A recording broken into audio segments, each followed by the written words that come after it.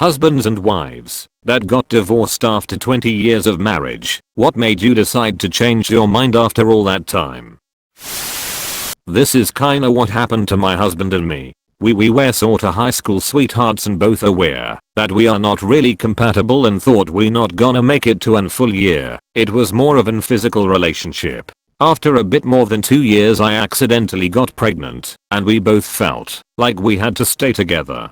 This was followed by another 2 hard years without any love, but after that we grew together and learned to love each other on a more mature base. I also have nothing but respect for the person he matured into. He took his new responsibilities very well. My husband's parents did this. He said he knew his parents weren't happy for a long time. Said they went to family therapy together, but ultimately, once my husband went to the army, he was the younger of 2, they divorced and both later married other people. These 2 could not get along for anything. They hated each other. At our wedding, we had to take separate family pictures with the dad and new wife, and then with the mom and my sister-in-law. It was insane. Cut to about 2 years after our wedding, and I get a phone call from father-in-law's wife of 10 years. She is in hysterics. She had caught him in bed with my mother-in-law. My husband would not believe it until he talked to his father. That was over 10 years ago. My in-laws both divorced their partners and have been together ever since. My mother-in-law has all their old family pictures on display everywhere and acts like they never divorced and have been together for over 4 decades. Hahaha. A friend's parents divorced when she was 8, remarried other people, so she had a stepbrother on one side and a stepsister on the other. Then they both divorced their respective partners about a year apart and remarried each other when my friend was in high school. She said it's weird that there's this several year period that they all don't talk about, and she sort of had siblings that disappeared with the divorce. My husband began surreptitiously going to strip clubs. He stole about $200 a week from various accounts and a business I owned to fund these activities. He lost his job because he went there so often at lunch and would just stay. We had young kids, and so I stayed after he got some therapy. He was never honest with the therapist. About a year ago I learned he was doing it again. Plus texting strippers. My youngest kid graduates high school this year. I've done what's best for everyone else for 20 years now. This September was 21 years. I don't anticipate having a 22nd anniversary. It's really scary to think of being alone. I don't hate him. I feel sorry for him. I know he will feel very sad and lonely when I'm gone. But being near him feels like having my soul ripped from my body every day. At age 8 my dad threatened to leave my mom because he was threatened by her brother. My uncle didn't do anything wrong, but my dad didn't like another man in his kids' lives because he had fears of abandonment, and getting replaced still has those fears. So he gave my mom an ultimatum. It's your brother or me, you gotta choose. My mom, fearing to hold together a family, chose my dad. My uncle was broken about it because my mom was forced to shut him due to reasons he didn't even understand. Fast forward 6 years and my older brother, now in college, develops an outside view of the family life and began to understand the ashlery of my dad. So my brother called my dad and gave him his full mind on what he thinks of my dad and how he's done petty things out of fear. My dad flipped and blamed my mom for that because he thought she was putting words in his mouth. Things were tense for a bit between my dad, brother, and mother until my dad decided to move out officially because he felt not welcome in the family. That was 5 years ago, and he's been living separately since then, but my parents are still legally married due to joint owning a lot of assets. A year ago, however, I found out that my dad had been dating a 25-year-old for over a year. He's 60. The scary thing was that my mom knew the whole time, but she didn't tell us because she feared how it would make us view our dad. My mom is still very broken up about the fact that it was my dad that left her, despite him having toxic and manipulative behavior toward her, me, and my brothers for the latter part of their 25-year marriage.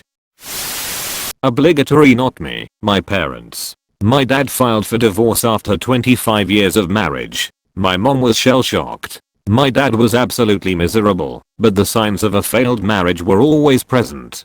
My dad is very emotional and is quick to anger. He never really handled failure very effectively and would be mad instead of constructive. My mom very family oriented and was adamant that we never move farther than 40 miles from Chicago. Hell, when I was going away to college, she bowled to my dad to force me to go to a school closer to home. In a way, I think my dad resented my mom for never letting him travel or get away from Chicago. It also doesn't help that I'm fairly certain my mom became undiagnosed depressed once her mom died. All she would do was do her bare minimum at her job, a school bus driver, come home and sleep, finish her route for the day, cook a hamburger, help a meal for the family, and then play Angry Birds on her iPad. It's really weird seeing your parents divorce in your 20s. You're adult enough to speak candidly and neither of them likes what you have to say about them during or after the fact. The silver lining out of it is my sisters and I know how not to behave in a relationship.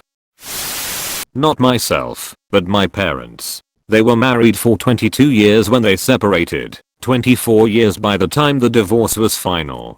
From the perspective of a child in the situation, there was no way that they were happy people together. There was hardly ever a quiet moment in the house because of my father's temper, but my mother knew how to serve it back too. However, the final straw was more of a chain of events. My father had a very rigid view of the family. Man works, woman stays home, cares for the home and children. When I was in high school my father got injured at work and needed surgery. He worked a physically demanding job and would be out for 6 months. My mother, knowing that we were already falling behind on vehicle and house payments, decided to find part-time employment. She worked while the kids were in school. It was still important to her to see her kids get on the bus and be there when they got home. My father immediately believed that she was cheating on him. He installed a tracker and tape recorder in her car. He showed up at her workplace and caused a scene multiple times. He questioned her coworkers.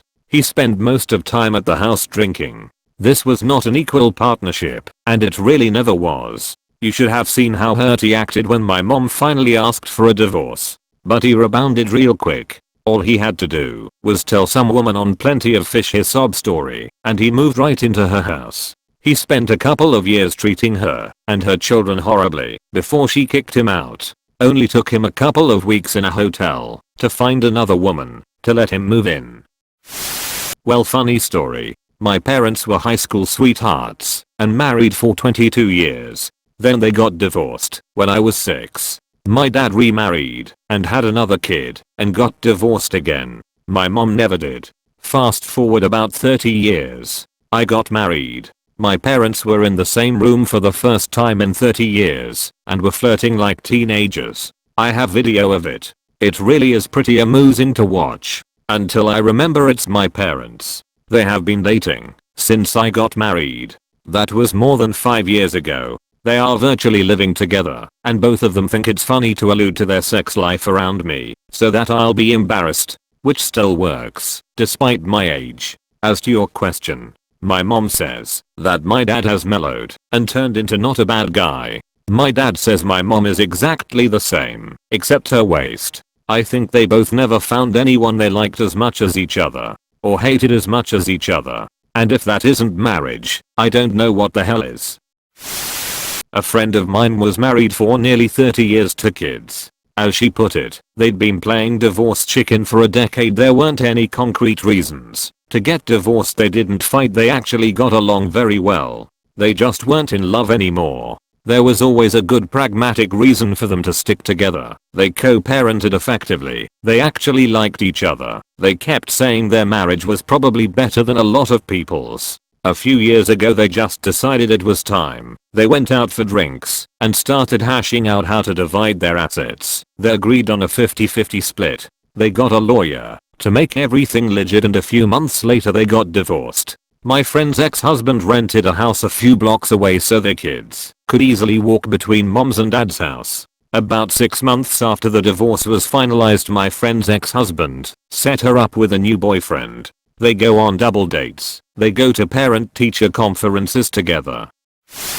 Grandparents got divorced after 30 plus years of marriage. Met in the early 1950s in a really small town. Both about 19 or 20, and got married 2 years later. I think that was kind of just what you did back then. They had a pretty traditional marriage with 7 children. I think my grandmother grew up and became more independent, and my grandpa really just wanted a traditional stay-at-home wife. When the kids were old enough, she got a job as a secretary. She had lots of friends and a social circle. My grandfather pretty much just worked and came home and watched TV. In his 50s, he slipped and broke his back and couldn't work anymore. He really just stopped doing much of anything after that.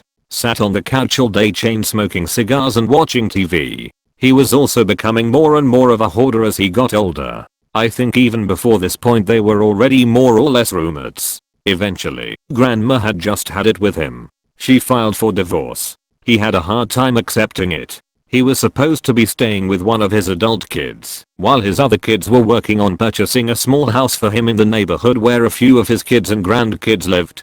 He kept breaking back into the house he had lived in with my grandma. She confronted him during one of these break-ins and he killed her. I think he was probably depressed through much of his life, but because he grew up with that small town 1950s mentality, he was just taught to bury that down. I'm not sure they ever loved each other, but they had a marriage of convenience that worked okay for some time. He was pretty detached from raising the kids, and when he no longer felt useful he just unraveled. It's too bad, because he lived over 10 more years in prison.